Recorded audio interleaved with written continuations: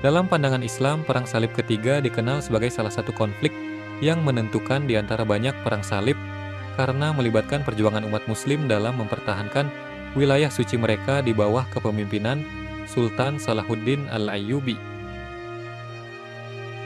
Perang ini juga merupakan simbol keteguhan dan keadilan Salahuddin dalam membela umat Islam dan tanah yang dianggap sakral oleh tiga agama besar.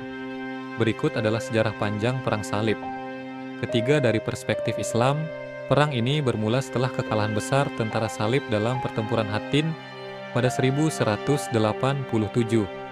Di bawah komando Salahuddin, pasukan Muslim menghancurkan kekuatan Kristen yang sebelumnya menguasai Yerusalem dan banyak kota suci lainnya sejak Perang Salib pertama. Salahuddin menaklukkan Yerusalem pada tahun yang sama, dan meskipun merupakan peristiwa monumental, ia memperlakukan penduduk Kristen di kota itu dengan belas kasih, mengizinkan mereka pergi dengan damai atau tetap tinggal dengan hak-hak dilindungi. Namun, jatuhnya Yerusalem menyebabkan kemarahan di Eropa dan mendorong Paus Gregorius VIII untuk menyerukan Perang Salib Ketiga. Sebagai seorang pemimpin Muslim yang taat, Salahuddin dikenal tidak hanya karena kekuatannya dalam perang, tetapi juga karena sifatnya yang adil, murah hati, dan penuh belas kasih. Salahuddin menggabungkan kekuatan dari berbagai wilayah Muslim di Suriah, Mesir, dan Mesopotamia untuk bersatu dalam mempertahankan tanah suci. Kepemimpinannya yang kuat menyatukan umat Muslim yang sebelumnya terbagi oleh konflik internal, memungkinkan mereka untuk bertahan menghadapi kekuatan besar dari Eropa.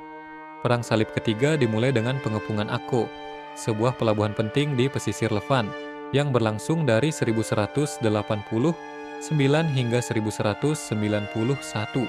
Dalam pengepungan ini, Salahuddin menghadapi pasukan gabungan dari Inggris, Prancis, dan Jerman. Meskipun Salahuddin berusaha mempertahankan Akko dengan gigih, kota ini akhirnya jatuh ke tangan tentara salib setelah pertempuran panjang. Akko kemudian menjadi markas penting bagi tentara salib di Tanah Suci. Pada tahun 1191, Salahuddin bertemu pasukan Inggris yang dipimpin oleh Richard I, Richard the Lionheart, dalam pertempuran Arsuf. Meskipun kalah dalam pertempuran ini, Salahuddin berhasil menjaga moral pasukannya dan terus memperlambat gerak maju pasukan salib menuju Yerusalem. Dalam pertempuran ini, Salahuddin menunjukkan kepiawaiannya dalam perang gerilya dan menghindari bentrokan frontal yang berisiko bagi tentaranya. Strategi Salahuddin membantu melindungi Yerusalem dan wilayah sekitarnya dari invasi langsung. Setelah pertempuran Arsuf, Richard dan pasukan salib berusaha untuk maju ke Yerusalem. Namun, Richard menghadapi tantangan logistik, penyakit, dan pasukan yang semakin lemah.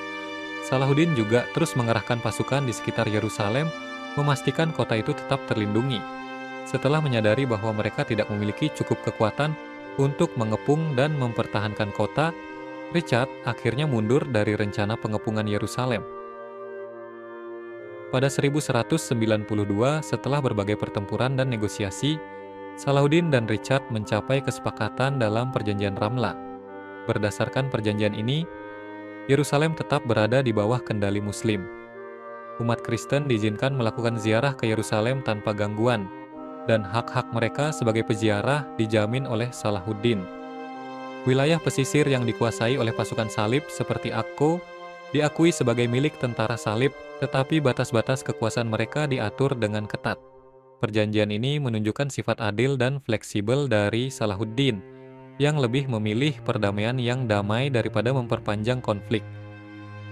Dalam pandangan Islam, Perang Salib Ketiga tidak hanya menjadi bukti kekuatan militer dan politik umat Muslim di bawah Salahuddin, tetapi juga menjadi contoh bagaimana seorang pemimpin Muslim yang adil dan bijaksana bisa berdamai dengan lawan tanpa melupakan prinsip-prinsip agama. Salahuddin dihormati oleh sekutu dan lawannya karena integritas dan sikapnya yang berbelas kasih terhadap musuh yang dikalahkan. Perang Salib Ketiga dan kemenangan diplomatik Salahuddin meninggalkan warisan abadi dalam sejarah Islam. Kisahnya menjadi simbol kepemimpinan yang berakar pada ketakwaan, kearifan, dan sikap yang penuh belas kasih. Selain itu, perjanjian damai dengan Richard menunjukkan bahwa meskipun berbeda agama, kedua pemimpin besar ini mampu mencapai kesepakatan yang adil dan manusiawi. Salahuddin tetap dihormati dalam sejarah Islam dan dunia Barat sebagai tokoh yang mengajarkan toleransi, keberanian, dan kesatuan di masa perang yang penuh konflik. Pada Perang Salib ketiga, umat Islam berada dalam kondisi yang menantang, tetapi tetap kuat di bawah kepemimpinan Sultan Salahuddin Al-Ayyubi. Berikut adalah beberapa aspek kondisi umat Islam saat itu. Salahuddin berhasil menyatukan berbagai kekuatan Muslim yang sebelumnya terpecah. Wilayah-wilayah Muslim di Mesir, Suriah, dan Mesopotamia bersatu dalam satu komando untuk mempertahankan Tanah Suci, terutama Yerusalem. Salahuddin dihormati sebagai pemimpin yang taat, adil, dan berkomitmen pada ajaran Islam. Ia mampu memimpin umat Islam dengan pendekatan strategis dan penuh welas asih, mengangkat moral pasukan Muslim meskipun menghadapi tekanan berat dari Eropa. Meskipun bersatu, pasukan Muslim menghadapi tantangan dalam hal logistik dan persediaan militer. Pertempuran berkepanjangan di Akko dan Arsuf menempatkan beban berat pada sumber daya mereka. Umat Islam tidak hanya harus mempertahankan Yerusalem, tetapi juga seluruh wilayah strategis di sekitarnya dari pasukan salib yang kuat. Keberhasilan Salahuddin di sini adalah mengelola pertahanan dengan efisien, seringkali melalui strategi gerilya untuk mengimbangi kekuatan besar pasukan salib. Dalam pandangan Islam, mempertahankan Yerusalem dan Tanah Suci adalah bagian dari jihad yang meningkatkan semangat juang di kalangan umat Islam. Banyak yang melihat perang ini sebagai panggilan keagamaan untuk mempertahankan tempat suci dari serangan asing. Salahuddin memperlakukan penduduk Kristen yang tertangkap dengan belas kasih, berbeda dengan pendekatan pasukan salib yang lebih agresif. Tindakan ini memperkuat dukungan dari rakyat dan memberikan teladan moral bagi umat Islam. Di Akko, meskipun akhirnya kota ini jatuh ke tangan salib, umat Islam memberikan perlawanan sengit yang memperlambat kemajuan musuh. Di Arsuf, Salahuddin menggunakan strategi bertahan dan mengganggu suplai pasukan Richard, meminimalkan kerugian pasukannya dan menghindari pertempuran besar yang berisiko. Salahuddin sangat cerdik dalam mengelola pasukannya, memilih pertempuran yang menguntungkan dan menghindari yang tidak menguntungkan. Ini membantu menjaga kekuatan pasukannya hingga akhir perang. Di bawah perjanjian ini, umat Islam tetap memegang kendali penuh atas Yerusalem, sementara umat Kristen diizinkan melakukan ziarah dengan damai. Bagi umat Islam, perjanjian ini adalah kemenangan diplomatik yang memastikan kendali Muslim atas Tanah Suci tanpa harus mengorbankan banyak nyawa.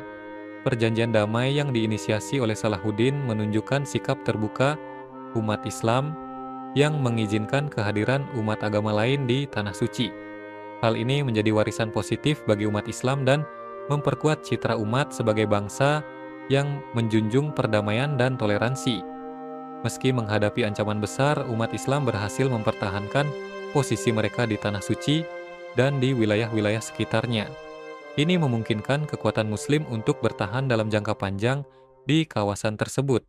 Salahuddin Al-Ayyubi dianggap sebagai contoh pemimpin Muslim yang ideal, baik dari segi strategi militer maupun akhlak. Warisannya menginspirasi umat Islam di generasi-generasi berikutnya dalam mempertahankan agama dan persatuan. Secara keseluruhan, Perang Salib ketiga adalah bukti keteguhan dan ketangguhan umat Islam dalam mempertahankan Tanah Suci mereka. Dukungan yang kuat terhadap Salahuddin, strategi yang cerdas, dan kepemimpinan berlandaskan prinsip agama membuat umat Islam mampu mempertahankan kehormatan dan posisi mereka di hadapan ancaman besar dari Barat.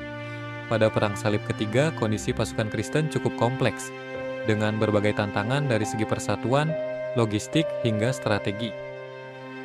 Berikut adalah beberapa aspek yang menggambarkan situasi pasukan Kristen selama perang ini. Perang Salib ketiga dipimpin oleh beberapa pemimpin besar dari Eropa, terutama Richard Penn dari Inggris, Richard de Lionheart, Philip de Dios dari Prancis, dan Frederick Barbarossa dari Jerman. Namun, aliansi mereka diwarnai oleh persaingan dan ketegangan. Richard dan Philip misalnya memiliki hubungan yang tidak harmonis dan sering berselisih dalam pengambilan keputusan. Frederick, Kaisar Romawi Suci, meninggal dalam perjalanan ke Tanah Suci yang menjadi pukulan besar bagi pasukan Jerman. Tanpa pemimpin yang kuat, banyak pasukan Jerman terpaksa kembali ke Eropa atau melemah secara signifikan dalam perang ini. Pasukan salib harus melakukan perjalanan jauh dari Eropa ke Tanah Suci, yang melibatkan logistik besar-besaran. Menjaga persediaan makanan, air, dan senjata untuk tentara yang besar di wilayah yang tidak selalu ramah merupakan tantangan yang berat. Banyak tentara mengalami kelelahan ekstrim dan penyakit merajalela, terutama selama pengepungan Akko. Kondisi kesehatan yang buruk mengurangi kekuatan pasukan salib secara signifikan, terutama karena lingkungan di Levant tidak mudah bagi tentara Eropa yang tidak terbiasa dengan iklimnya. Banyak tentara salib yang sangat termotivasi oleh panggilan keagamaan untuk merebut kembali Yerusalem dan tanah suci Kristen. Keterlibatan Paus dan dukungan gereja menguatkan semangat di kalangan prajurit yang melihat perang ini sebagai panggilan suci. Di sisi lain, tidak semua pasukan termotivasi secara religius. Beberapa prajurit hanya bergabung untuk mencari keuntungan atau petualangan yang menyebabkan masalah disiplin dan perbedaan tujuan di dalam pasukan. Akko adalah benteng penting yang diperebutkan oleh kedua belah pihak. Meskipun akhirnya pasukan salib merebut Akko, pengepungan ini menimbulkan banyak korban di kedua belah pihak. Richard pertama memainkan peran utama dalam pengepungan, menunjukkan keberaniannya yang besar dan membangun reputasi di antara pasukan. Setelah pengepungan Akko, Richard dan pasukan Kristen menghadapi Salahuddin dalam pertempuran Arsuf, salah satu pertempuran paling menentukan dalam Perang Salib ketiga. Richard memimpin pasukan Kristen dalam kemenangan besar ini yang memperkuat posisinya di Tanah Suci dan meningkatkan moral pasukan, meskipun kemenangan tersebut tidak cukup untuk membuka jalan langsung ke Yerusalem. Setelah kemenangan di Arsuf, pasukan salib mendekati Yerusalem, tetapi Richard menyadari bahwa merebut kota itu akan sangat sulit. Pasukan salib mengalami kelelahan, kekurangan suplai, dan kurangnya dukungan dari sebagian tentara yang merasa tidak mampu menghadapi garis pertahanan Salahuddin di sekitar kota. Selain kendala merebut kota, Richard juga menyadari bahwa mempertahankan Yerusalem akan sangat sulit tanpa persediaan dan bantuan dari Eropa. Ini memengaruhi keputusannya untuk tidak melanjutkan pengepungan Yerusalem meskipun banyak prajurit Kristen merasa kecewa. Pada 1192, Richard dan Salahuddin mencapai kesepakatan damai melalui perjanjian Ramla. Berdasarkan perjanjian ini, Yerusalem tetap berada di bawah kendali Muslim, tetapi umat Kristen diizinkan melakukan ziarah dengan damai ke kota suci. Richard juga mempertahankan kendali atas wilayah pesisir yang penting seperti Akko, yang menjadi basis pertahanan terakhir Kristen di Tanah Suci.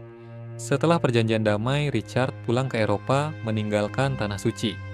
Meskipun tidak berhasil merebut kembali Yerusalem, Richard tetap dikenang oleh pasukannya sebagai pemimpin yang gagah berani.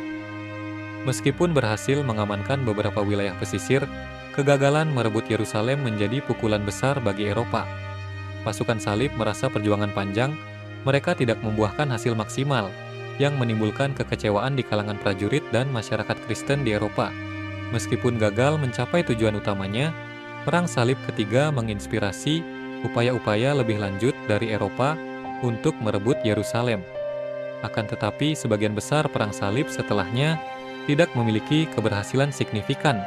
Secara keseluruhan, kondisi pasukan Kristen pada Perang Salib ketiga diwarnai dengan keberanian dan tekad yang kuat, tetapi juga dihadapkan pada berbagai hambatan besar seperti perpecahan internal, kendala logistik, dan ketangguhan pertahanan Muslim di bawah Salahuddin.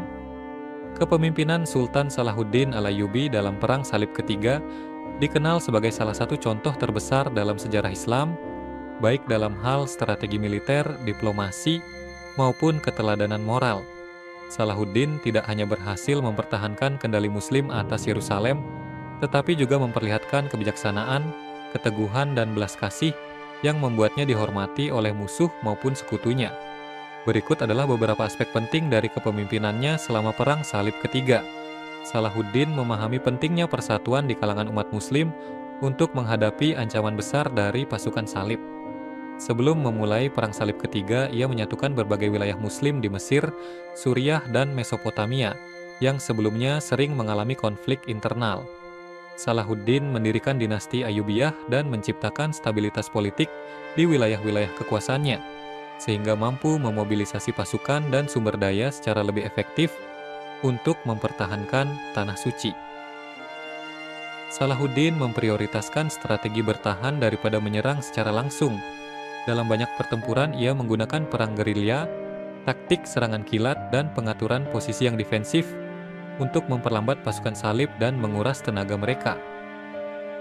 Ketika menghadapi pasukan Richard the Lionheart, dalam pertempuran Arsuf, pada 1191, Salahuddin menahan serangan frontal dan memilih untuk melancarkan serangan dari jarak jauh, menjaga moral pasukannya, dan meminimalkan kerugian. Meskipun pasukan Salib menang dalam pertempuran ini, Salahuddin berhasil menjaga kekuatan utama tentaranya tetap utuh, yang memungkinkan dia terus mengancam pergerakan musuh di kemudian hari. Salah satu pencapaian diplomatik terbesar Salahuddin adalah Perjanjian Ramla dengan Richard Pimla pada 1192. Dengan perjanjian ini, Yerusalem tetap di bawah kendali Muslim, tetapi umat Kristen diizinkan melakukan ziarah dengan damai ke kota suci. Kesepakatan ini menunjukkan fleksibilitas Salahuddin dan kemampuannya untuk mencapai solusi damai yang saling menguntungkan. Salahuddin terkenal menjalin hubungan yang penuh rasa hormat dengan musuh-musuhnya, termasuk Richard the Lionheart. Ketika Richard sakit, Salahuddin bahkan mengirimkan tabib dan bantuan medis. Sikapnya ini mendapatkan penghargaan dari pihak Kristen dan memperkuat citranya sebagai pemimpin yang mulia dan adil. Salahuddin memimpin dengan nilai-nilai Islam yang menekankan keadilan dan belas kasih. Setelah merebut Yerusalem pada 1187, ia memperlakukan penduduk Kristen dengan hormat dan belas kasih, mengizinkan mereka meninggalkan kota atau tetap tinggal dengan hak-hak mereka dijamin. Ini sangat kontras dengan pembantaian yang terjadi pada Perang Salib pertama saat pasukan Salib pertama kali merebut Yerusalem. Salahuddin dikenal sebagai pemimpin yang taat beragama dan selalu berpegang pada prinsip kesatria dalam setiap tindakannya. Kepemimpinan yang penuh rasa hormat, baik terhadap pasukan maupun musuh, membuatnya dihormati tidak hanya di dunia Islam, tetapi juga di Eropa. Salahuddin sangat efisien dalam mengelola sumber daya untuk keperluan militer. Menghadapi tentara Salib yang datang dengan sumber daya besar dari Eropa, Salahuddin harus menggunakan strategi yang efisien untuk memastikan pasukannya tetap mendapat pasokan makanan dan perlengkapan. Selama pengepungan Akko yang panjang, Salahuddin menghadapi tantangan besar dalam mempertahankan kota pelabuhan penting ini. Meskipun pada akhirnya Akko jatuh ke tangan Salib, Salahuddin menunjukkan ketahanan dan kemampuan mengatur pasokan untuk mempertahankan kota tersebut selama mungkin, yang memperlambat kemajuan pasukan Salib. Salahuddin dikenal sebagai pemimpin yang dapat menginspirasi semangat juang yang tinggi di kalangan pasukannya. Semangat jihad untuk mempertahankan tanah suci dari pasukan asing menjadi motivasi besar bagi pasukan Muslim di bawah kepemimpinannya. Salahuddin dihormati dan dicintai oleh masyarakat Muslim sebagai pemimpin yang adil dan bijaksana. Ia dikenal tidak hanya sebagai panglima perang, tetapi juga sebagai pemimpin spiritual dan sosok yang dekat dengan rakyatnya yang membuatnya dikenang sepanjang sejarah sebagai tokoh yang luar biasa. Kepemimpinan Salahuddin dalam Perang Salib. Ketiga, menciptakan citra positif bagi umat Islam sebagai bangsa yang beradab, beretika, dan memiliki kepemimpinan yang adil. Hal ini meningkatkan rasa hormat antara dunia Islam dan Kristen meskipun dalam situasi konflik. Hingga saat ini, Salahuddin dikenang sebagai contoh ideal pemimpin Muslim yang mengedepankan persatuan, toleransi, dan keadilan. Kisah kepemimpinannya terus menjadi inspirasi dalam sejarah Islam sebagai contoh bahwa kemenangan sejati dapat dicapai dengan menjunjung tinggi nilai-nilai kemanusiaan. Salahuddin Al-Ayyubi dalam Perang Salib ketiga tidak hanya menunjukkan kehebatan dalam taktik militer, tetapi juga meninggalkan warisan kepemimpinan yang dihormati oleh kawan dan lawan. Pasca Perang Salib ketiga, kondisi di wilayah Timur Tengah dan di dalam dunia Islam mengalami sejumlah perubahan signifikan yang berdampak pada hubungan antara agama, politik, dan masyarakat. Berikut adalah beberapa aspek penting yang menggambarkan kondisi pasca perang tersebut dari perspektif Islam. Setelah Perang Salib ketiga, Salahuddin Al-Ayyubi berhasil mempertahankan kendali atas Yerusalem dan wilayah sekitarnya. Dinasti Ayyubiyah yang didirikan oleh Salahuddin terus berkuasa dan berfungsi sebagai kekuatan utama di wilayah tersebut selama beberapa dekade. Meskipun Salahuddin berhasil menyatukan banyak wilayah Muslim, setelah kematiannya pada tahun 1193, kekuasaannya terfragmentasi menjadi beberapa emir dan kerajaan kecil yang bersaing. Hal ini mengurangi kekuatan politik dan militer umat Islam dan menghambat upaya untuk bersatu menghadapi ancaman dari pasukan Salib di masa depan. Perjanjian Ramla yang ditandatangani antara Richard I dan Salahuddin mengizinkan umat Kristen untuk melakukan ziarah ke Yerusalem.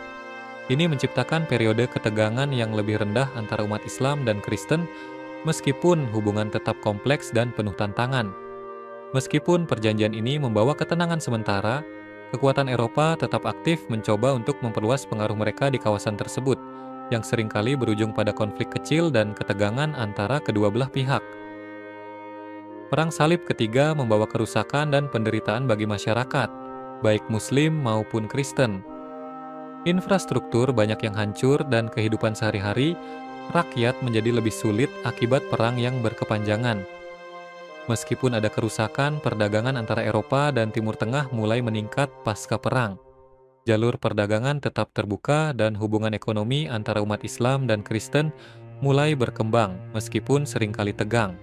Perang Salib, meskipun menjadi sumber konflik, juga membuka jalan untuk pertukaran budaya antara dunia Islam dan Kristen.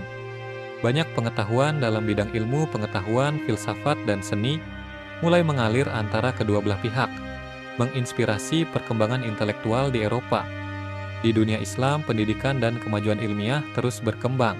Sekolah-sekolah dan universitas didirikan, dan banyak karya ilmiah dari tradisi Yunani dan Arab diterjemahkan, yang berkontribusi pada kebangkitan intelektual di Eropa pada masa Renaissance.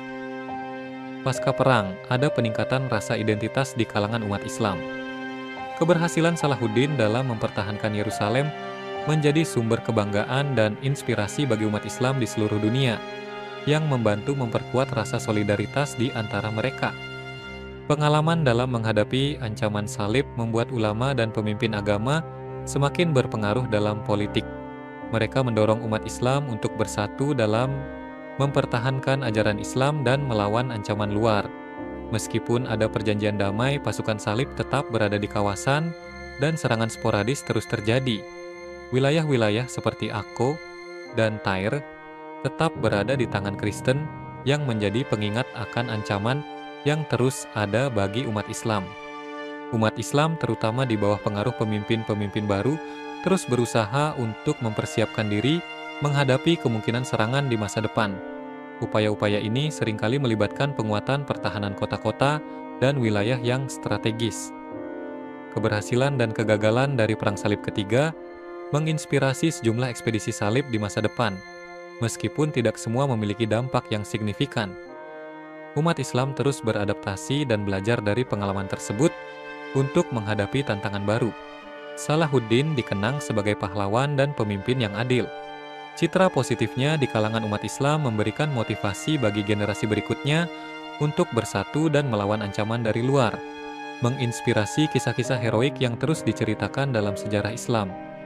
Secara keseluruhan, kondisi pasca Perang Salib Ketiga membawa tantangan dan peluang bagi umat Islam.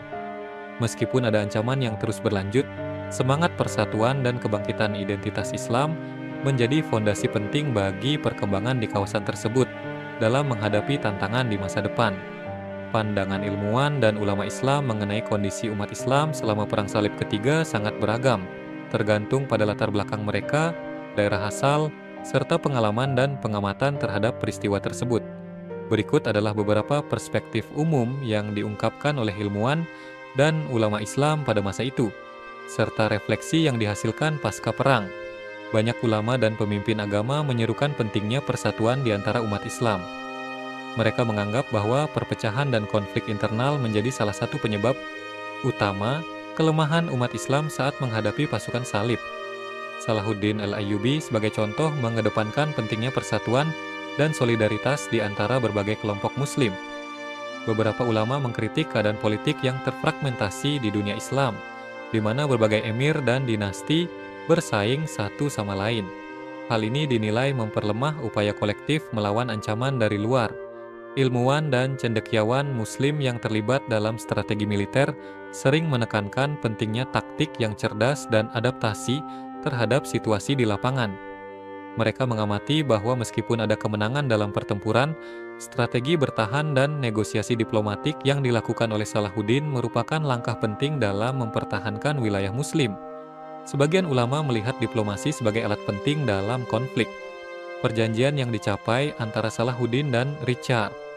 Pertama, menjadi contoh bagaimana dialog dapat mengurangi ketegangan dan membantu umat Islam mempertahankan hak-hak mereka. Banyak ilmuwan Muslim mengagumi tindakan Salahuddin yang menunjukkan belas kasih terhadap penduduk Kristen setelah merebut Yerusalem. Ini dianggap sebagai contoh perilaku yang sesuai dengan ajaran Islam, yang mendorong umat untuk memperlakukan musuh dengan hormat dan kemanusiaan, bahkan dalam kondisi perang. Pandangan bahwa perang harus dijalankan dengan mengedepankan etika dan moralitas menjadi tema penting di kalangan ulama. Mereka mendorong umat Islam untuk tetap berpegang pada prinsip-prinsip keadilan meskipun dalam situasi konflik. Beberapa ulama mengkritik kondisi moral dan spiritual umat Islam yang dianggap melemah, seperti perpecahan dan konflik internal. Mereka menekankan perlunya kembali kepada ajaran Islam dan prinsip-prinsip spiritual yang kuat untuk menghadapi tantangan luar.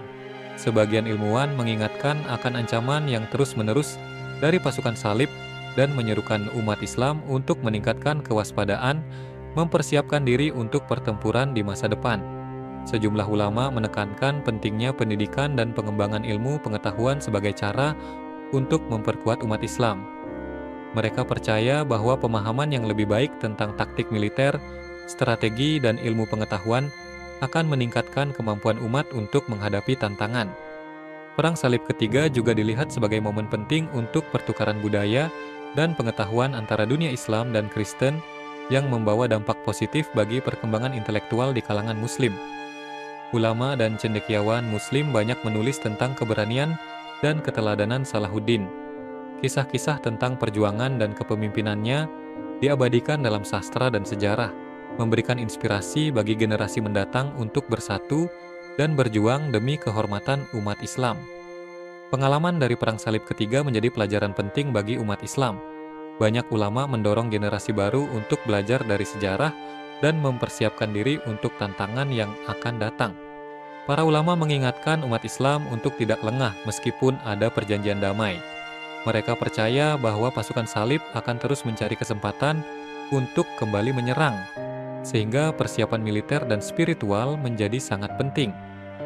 Beberapa ilmuwan mengadvokasi untuk memobilisasi kekuatan Muslim secara lebih terorganisir dalam menghadapi potensi ancaman di masa depan, agar umat Islam tidak terulang mengalami kekalahan atau perpecahan seperti sebelumnya.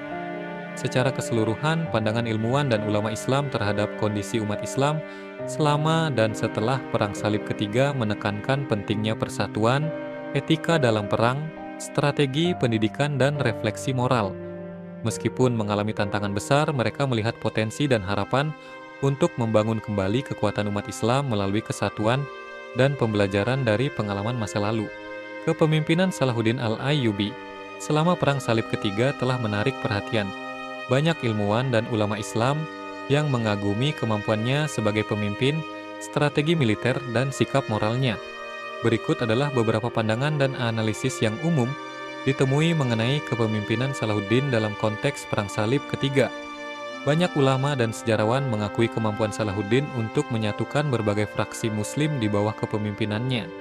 Ia berhasil meredakan perselisihan di antara para penguasa lokal dan mengarahkan fokus mereka pada perjuangan bersama melawan ancaman salib.